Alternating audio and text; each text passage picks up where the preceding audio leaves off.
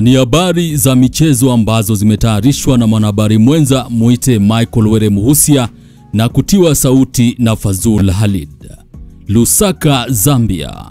Serikali nchini Zambia kupitia Wizara ya Michezo imeandikia shirikisho la soka nchini humo kuwa wanasitisha kwa muda bajeti zote na gharama ambazo serikali inaingia katika kufanikisha uendeshaji wa Chipolopolo baada ya jana kufungwa nyumbani dhidi ya Niger, huku wakiweka wazi kuwa shirikisho ilijibu barua kuwa kwa nini waendelee kugharamia timu ambayo haina tija.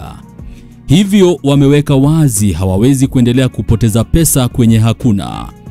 Wakati FAZ wakipaswa kuandaa majibu na kupeleka mpango kazi, huduma ya serikali zitaendelea kwa timu nyingine za taifa ambazo zinafanya vizuri.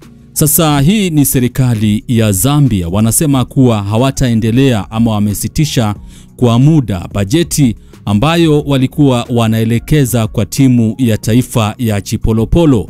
Sasa serikali inaonekana kuwa imezua gesi baada ya timu ya taifa ya Chipolopolo kuchabangwa na taifa la Niger, wakiweka wazi kuwa shirikisho lilijibu barua kuwa kwa nini waendelee kugharamia timu ambayo haina matokeo ama tija chanya kwenye ulingo wa soka nchini Zambia na dunia nzima kwa ujumla.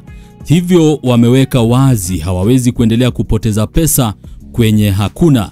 Kwa hiyo hizi ni habari ambazo zimetayarishwa na mwanahabari mwenza muite Michael Were Muhusia maarufu Bongaboli na zimetiwa sauti na Fazul Halid. Hii ni habari 254.